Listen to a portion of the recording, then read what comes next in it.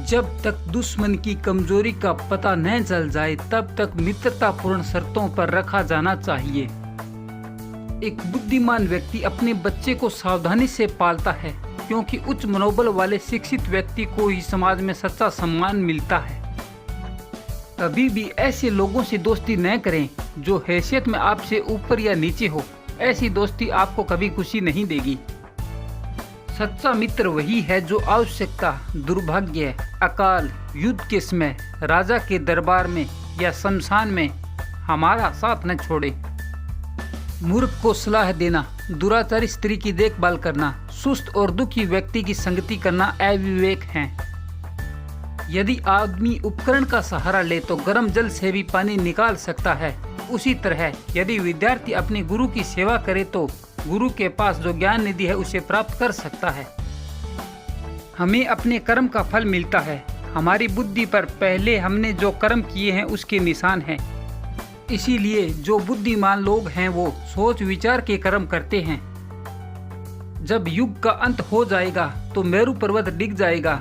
जब कल्प का अंत होगा सातों समुद्र का पानी विचलित हो जाएगा, लेकिन साधु कभी भी अपने आध्यात्मिक मार्ग से नहीं डिगेगा।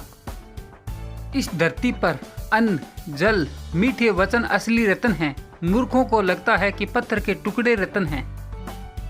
व्यक्ति को धन की बर्बादी से बचना चाहिए। धन का संरक्षण करना बहुत ही आवश्यक है। बुरे वक्त में संरक्षण किया हुआ धन काम आता है। भाग्य उनका साथ देता है जो कठिन से कठिन परिस्थितियों में सामना करके अपने लक्ष्य की प्राप्ति के लिए दृढ़ रहते हैं। ये मत सोचो कि प्यार और लगाव एक ही चीज हैं। दोनों एक दूसरे के दुश्मन हैं। ये लगाव ही है जो प्यार को खत्म कर देता है। ब्राह्मणों को स्वादिष्ट भोजन में आनंद आता है, गायों को ताजी व कोमल घास खाने में, पत्नी को पति के सानिध्य में, क्षत्रियों को युद्ध में आनंद आता है। किसी भी कार्य में पल भर का विलंब न करें। मनुष्य स्वयं ही अपने कर्मों के द्वारा जीवन में दुख को बुलाता है। जब कोई सजा थोड़े मुआवजे के साथ दी जाती है तब वो लोगों को नेकी करने के लिए, निष्ठावान एवं पैसों की खुशी कमाने के लिए प्रेरित करती है। जब लोगों पर कठोर से कठोर सजा को लागू करता है वो लोगों की नज़रों में घिनौना बन जाता है, और जो नरम सजा लागू करता है वह तुच्छ बनता है, लेकिन जो योग्य सजा लागू करता है वह सम्माननीय कहलाता है। वो जो भलाई को लोगों के दिलों में सभी के लिए विकसित करता चला जाता है वो आसानी से अपने लक्ष्य की प्राप्ति की ओर एक एक कदम आगे बढ़ता चला जाता है। व्यक्ति को इन तीन चीजों से हमेशा संतुष्ट रहना चाहिए। खुद की पत्नी, वो जो वधन विधाता ने प्रदान किया, उतना धन जितना ईमानदारी से मिल गया। लेकिन व्यक्ति को इन तीन चीजों से संतुष्ट नहीं होना चाहिए।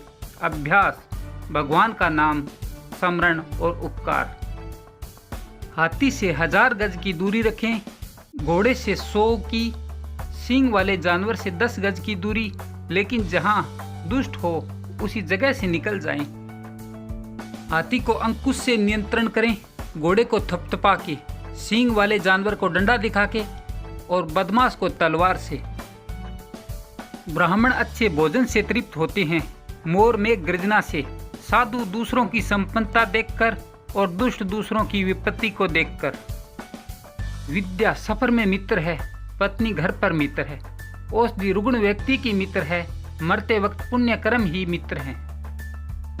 राज परिवारों से शिष्टाचार सीखिए, पंडितों से बोलने की कला सीखिए, जुआरियों से झूठ बोलना सीखिए और एक औरत से छल सीखिए।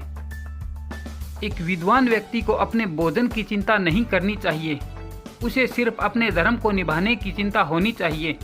हर व्यक्ति का भोजन पर जन्म से ही अधिकार है। जिसे दौलत, अनाज और विद्या अर्जित करने में, भोजन करने में शर्म नहीं आती वह सुखी रहता है। बूंद बूंद से सागर बनता है, इसी तरह बूंद बूंद से ज्ञान, गुण और संपत्ति प्राप्त होते हैं।